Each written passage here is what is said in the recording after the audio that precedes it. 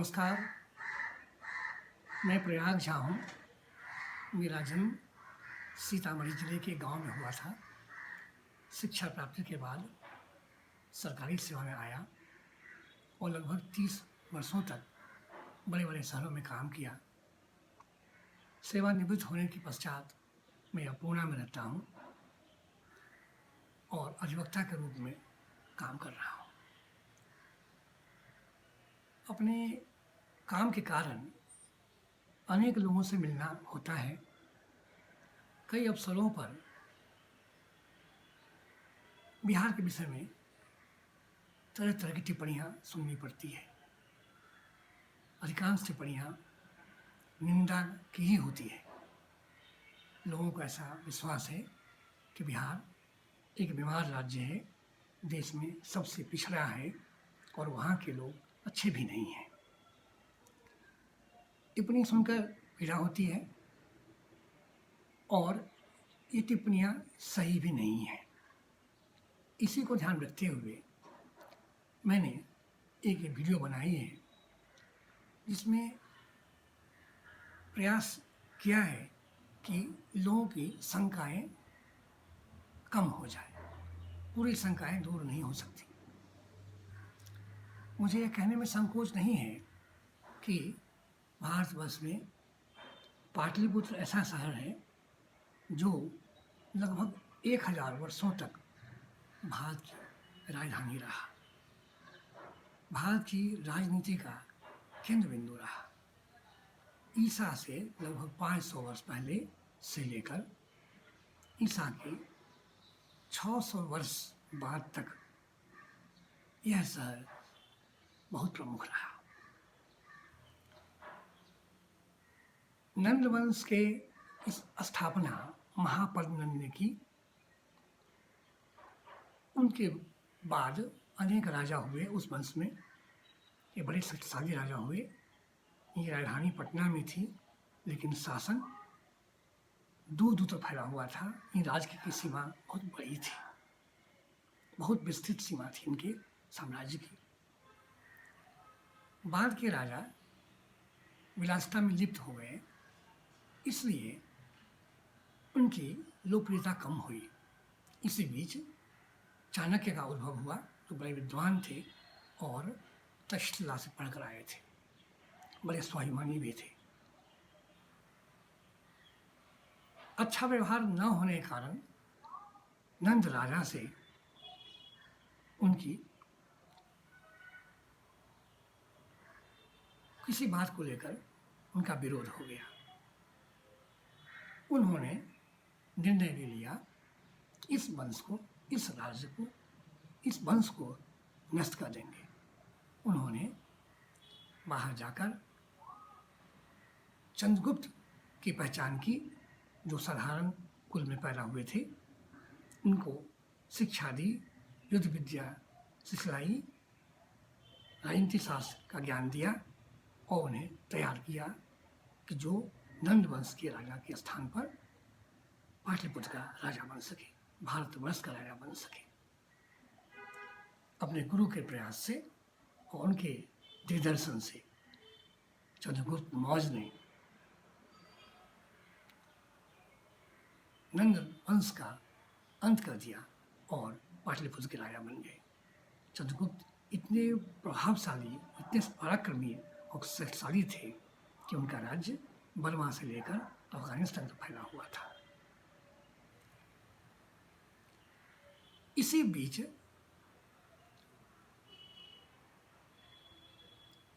सिकंदर ने भारत पर आक्रमण कर दिया।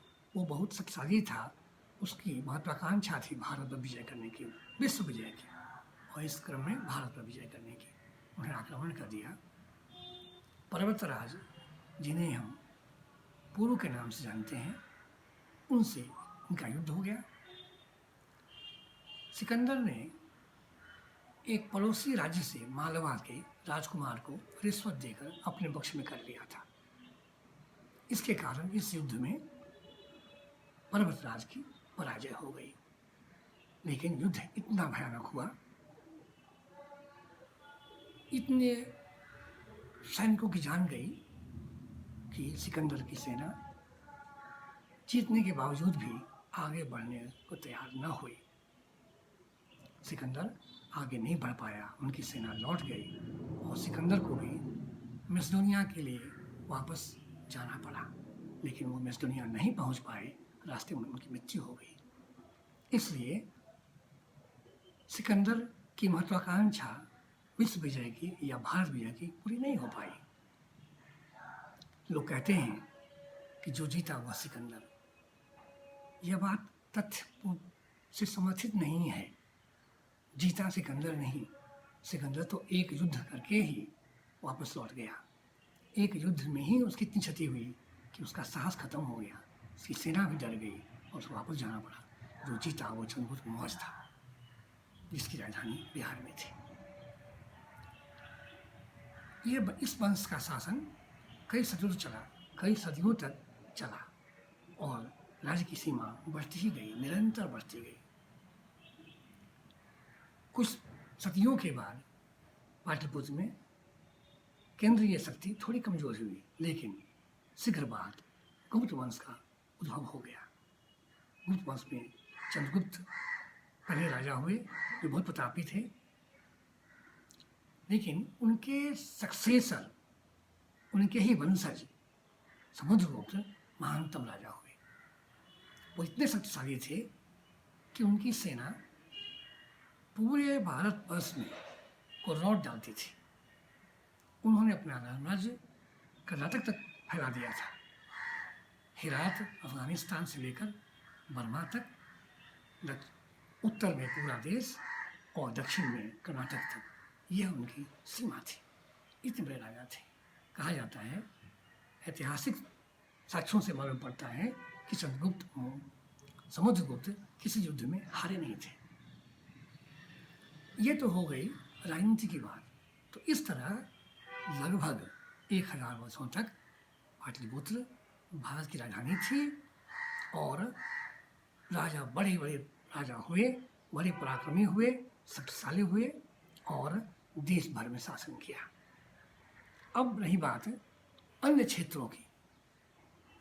पहला क्षेत्र हम साहित्य लेते हैं। साहित्य, संगीत, कला, इन विधाओं के विकास के लिए समाज में शांति व्यवस्था चाहिए और समृद्धि भी चाहिए। समृद्धि से ही आप साहित्यकार, गायक, उनको समर्थन कर सकते हैं, उनका पालन पोषण कर सकते हैं। गुप्त वंश का साम्राज्य इतना मजबूत था, इतना दृढ़ था। इस युग में कालिदास जैसे कवि हुए। कालिदास का स्थान उज्जैन था, जो गुप्त वंश के राज्य का ही हिस्सा था। उस समय कालिदास ने जो पुस्तकें लिखी वो विश्व में प्रसिद्ध है। संस्कृत में लिखी गई उनकी पुस्तकें अभिज्ञान शाकुंतलम और मेघदूत अत्यंत प्रसिद्ध है। अभिज्ञान शाकुंतलम को पढ़ने, समझने और उनका अनुवाद करने के लिए, अंग्रेजी में अनुवाद करने के लिए IAS ऑफिसर विल्सन जोन्स ने संस्कृत सीखी, उसका अनुवाद किया और अनुवाद उन्होंने जर्मनी भेजा, जहाँ जर्मन साहित्यकार इतने प्रभावित हुए कि उन्होंने इसकी कथा वस्तु की नकल करते हुए दूसरे नाटक लिखे। इसी तरह वास्तुकला, संगीत, इन सब विधाओं का अतिशय विकास हुआ गुप्त काल में। शिक्षा की बात करते हैं हम। तक्षशिला तो बहुत महान विश्वविद्यालय था, इसमें कोई संदेह नहीं है, लेकिन उसके बाद जो दूसरा महान विश्वविद्यालय हुआ वो था नालंदा में। नालंदा गया के पास था, पटना से लगभग 100 किलोमीटर की दूरी पर। वहाँ 2000 प्राध्यापक थे और 10,000 विद्यार्थी, देश विदेश के जिज्ञासु वहाँ आते थे। उनका पुस्तकालय इतना विशाल था जिसमें बख्तियार खिलजी ने आग लगा दी। उस अत्याचारी ने भारत की संस्कृति को नष्ट करने के लिए एक सबसे बड़ा क्रूरतम काम किया था। ये विद्यालय, ये पुस्तकालय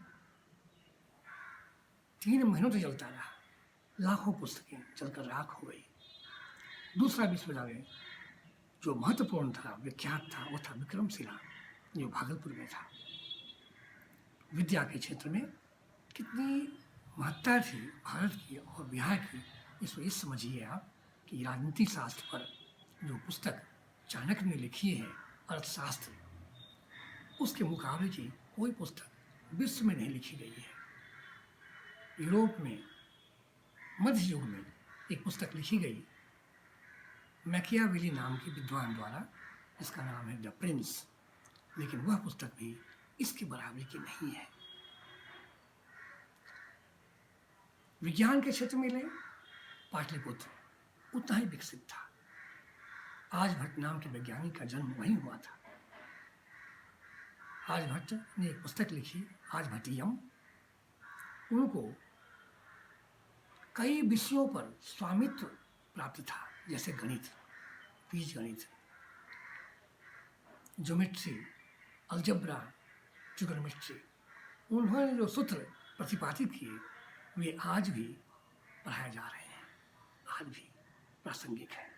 उनके समकालीन दूसरे विद्वान थे, वैज्ञानिक थे, वाराहमिहिर, जिनका भी नाम इतिहास में दर्ज है। एक और विषय जिस पर मैं चाहूँगा चर्चा करना, वो है धर्म। धर्म के क्षेत्र में हम सब जानते हैं कि बौद्ध धर्म के मानने वाले लोगों की संख्या बहुत बड़ी है। उस धर्म के अनुयायी कई देश हैं, आज भी उस धर्म का पालन करते हैं। वो जापान, चीन, बर्मा, थाईलैंड, ऐसे अनेक देश हैं जो बौद्ध धर्म के अनुयायी हैं। बौद्ध धर्म के प्रणेता, उनके सृजक गौतम बुद्ध थे, जिनको ज्ञान गया में मिला था। गया पटना के पास एक शहर है। उसी तरह जैन धर्म का भी प्रादुर्भाव या उसकी प्रमुखता महावीर जैन के साथ हुई। महावीर बिहार में ही उत्पन्न हुए थे। उन्होंने धर्म को उसका प्रचार किया, अहिंसा की शिक्षा दी। ये दोनों ही बिहार में उत्पन्न हुए थे। एक और बात जो बड़ी आवश्यक है वो ये कि कर्मकांड में मिथिला के लोग बड़े विद्वान थे, बड़े निष्णात थे। हम जानते हैं कि यजुर्वेद में कर्मकांड के सारे नियम दिए गए हैं, सारे मंत्र उसी वेद में हैं। तो इस वेद के अध्येता और विद्वान मिथिला क्षेत्र में रहते थे।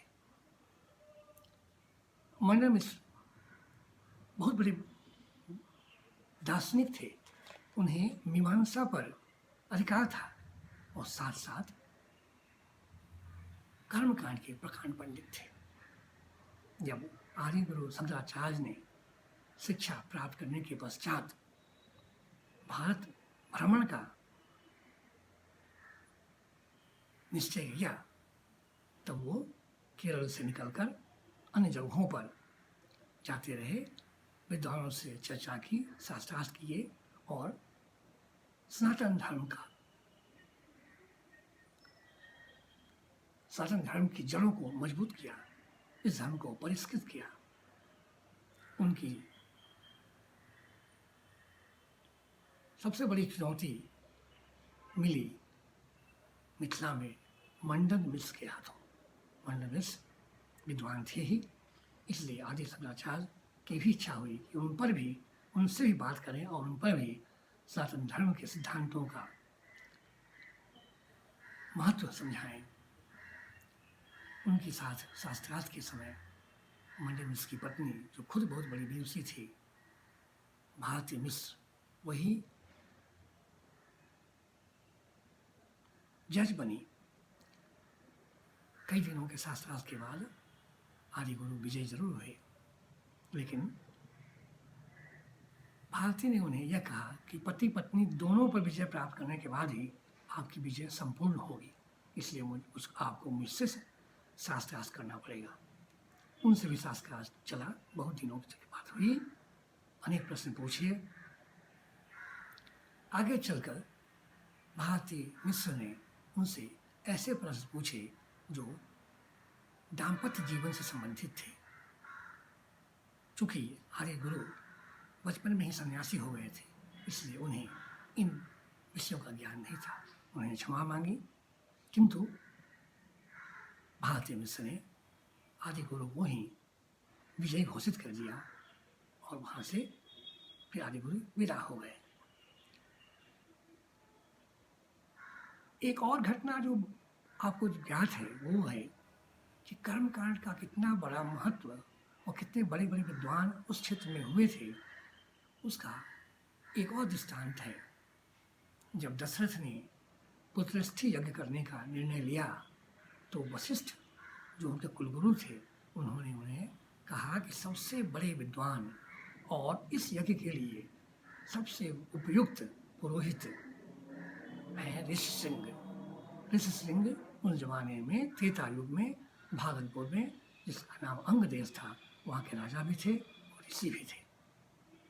दशरथ के का यज्ञ, पुत्रस्थी यज्ञ ऋषिशृंग ने ही पूरा करवाया था, जिसके पश्चात उनके 4 पुत्र हुए थे, जिसमें पुरुषोत्तम राम एक थे। कहने का तात्पर्य यह है कि बिहार का इतिहास बहुत गौरवशाली है। शायद ही कोई शहर, कोई नगर या कोई क्षेत्र हो इस भारतवर्ष में जो भारत की राजधानी रहा हो 1000 सालों तक। आज की राजधानी दिल्ली भी कुछ वर्षों की राजधानी है। इसलिए जब बिहार की बात करें तो थोड़ी जानकारी हासिल कर लें। बिहार की निंदा करने से पहले बिहार के विषय में ज्ञान प्राप्त कर लें। आज के लिए इतना ही। एक और वीडियो में लेकर प्रस्तुत होऊंगा, उसमें बिहार से संबंधित और बातें होंगी, आधुनिक युग की बातें होंगी। नमस्कार, धन्यवाद। जय बिहार, जय भारत।